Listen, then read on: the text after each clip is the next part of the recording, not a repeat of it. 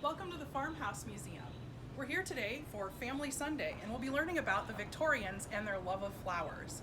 I'm here with Lilah Anderson, our educator of visual literacy and learning, and I'm Allison Sheridan, the Farmhouse Museum manager. A little bit about the Victorians. They actually loved flowers, and so they used everything from decorative arts like this cloisonne vase to depict flowers, to books, to calling cards, which would be left if you visited someone. They also did hobby activities, and I'll have Lilah help me here. So this is a seed and nut wreath made with seeds, different nuts, and you can see that they made intricate floral patterns with them, and then it was lacquered to preserve those dried flowers and nuts. Now I'll have Lilah tell you a little bit about the Victorian art of flowers and the language of flowers. So as Allison mentioned, the Victorians were very interested in the meanings that flowers have.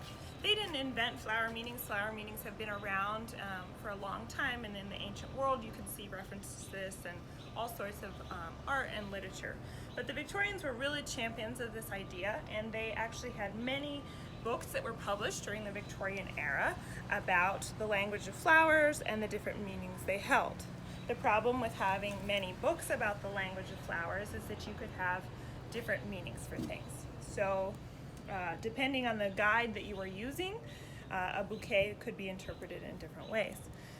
So one example that I like to talk about is the hydrangea. The hydrangea could both mean sympathy but also heartlessness. So depending on the guide you looked at, it could be a very different meaning. This shows some of the more common flowers and different meanings that the Victorians had for them.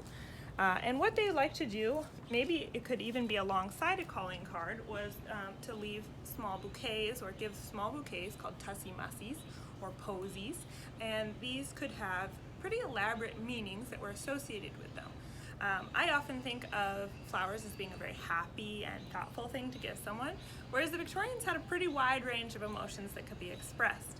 Everything from love and friendship all the way to dislike, anger, and even hate. The yellow lily was kind of the worst thing that you could give someone to the Victorians. So there was a lot of different kind of, they call it floriography or language meanings of flowers. Today I'm going to show you how to press flowers. So along with giving each other fresh bouquets, pressed flowers were often used as a way for both making crafts, but also for preserving flowers. You can dry flowers, but pressing them is a nice way to get all of the water out basically and create something that can be used to make cards or art objects. Oops. Okay, so inside here I have some examples that I have done earlier. So these ones are finished. This is hydrangea flowers, and you can see they're very papery and thin, and these could be used now with just a little bit of glue. You can use things like Mod Podge or even Elmer's glue to paste them on, and you can make things like, this is actually on wood, but you could do it on paper and kind of make little messages. These ones are a little bit newer. I just put this in yesterday, so you can see it still kind of has some water in it and is a little bit thicker. So it's very easy to do, and we're going to use pansies today. Pansies are something that the Victorians thought meant thoughtfulness. So I've plucked off the stem. We're going to put it in between two pieces of white paper, just regular computer paper is fine. And then we're going to sandwich it again inside some newspaper to really make sure all our water comes out of it. And then we're going to tuck it inside a book. So this is a real easy at-home way to do flower pressing. The key is having a nice even weight on your flowers. You're going to want to wait about 2 weeks before you take it out, and that's going to help to get a nice dry flower. So we hope that you try this at home and explore some of the meanings of flowers that the Victorians did. Thanks for joining us.